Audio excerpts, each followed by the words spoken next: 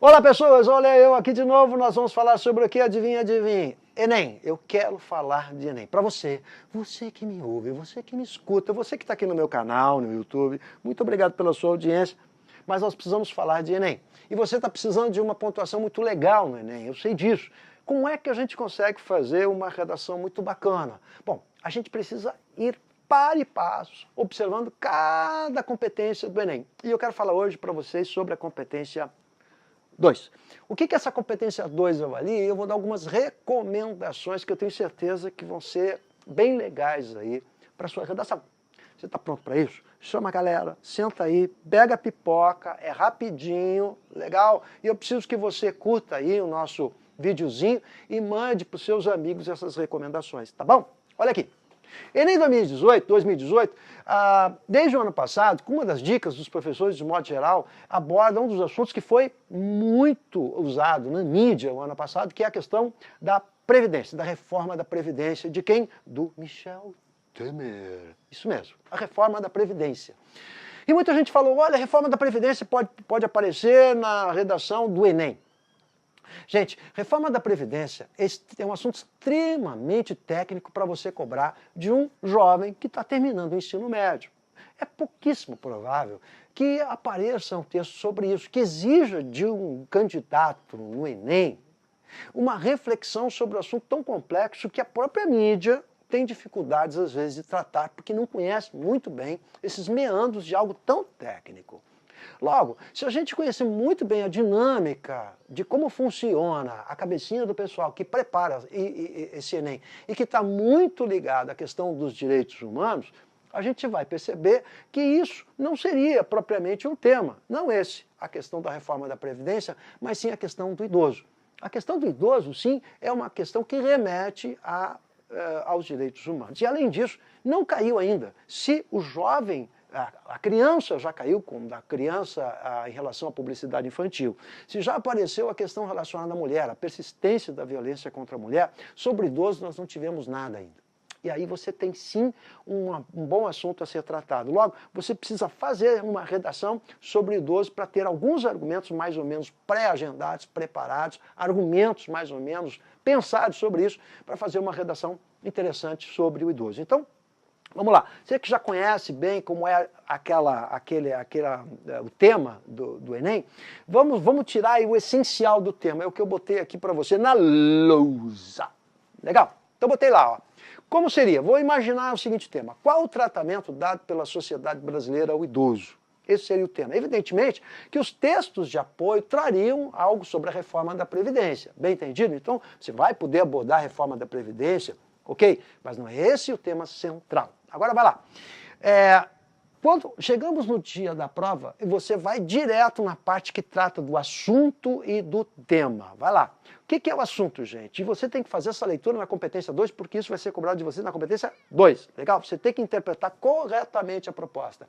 Interpretar a proposta no Enem significa dizer que você precisa saber qual assunto, genérico, assunto, e o tema, que é mais específico. Então, genérico, específico.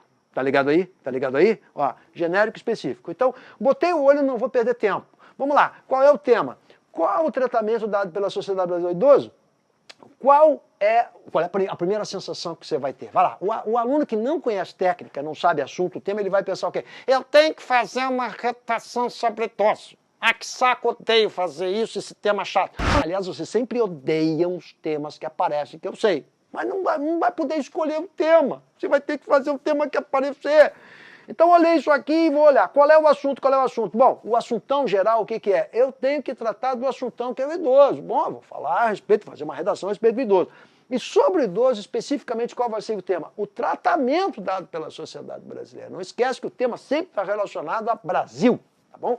Então, qual é o tratamento dado? Ou seja, se nós vamos tratar do idoso como assunto, sobre o assunto idoso, obrigatoriamente eu tenho que abordar a questão do tratamento dado.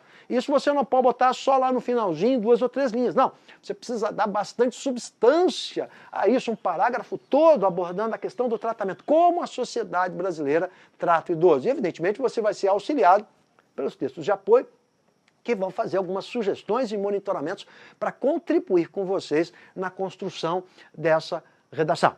Legal? Então o primeiro passo qual é? Saber o assunto e qual é o tema. Muito bem. Agora eu vou para a minha introdução. Professor, eu tenho uma dificuldade, eu não sei fazer introdução. O resto tudo eu sei. Introdução eu tenho um problema muito fácil! Muito fácil! O que você precisa fazer? A introdução você vai ter que citar. Eu usei o verbo citar. O que significa dizer citar? É de passagem. Tem que ter 5 linhas. Você não vai fazer uma introdução com 10 linhas porque você não está introduzindo, vai estar desenvolvendo, meu querido. Isso é um problema de organização de ideias. Logo, você tem que começar citando o assunto e citando o tema. Vamos ver um exemplo de introdução, como seria?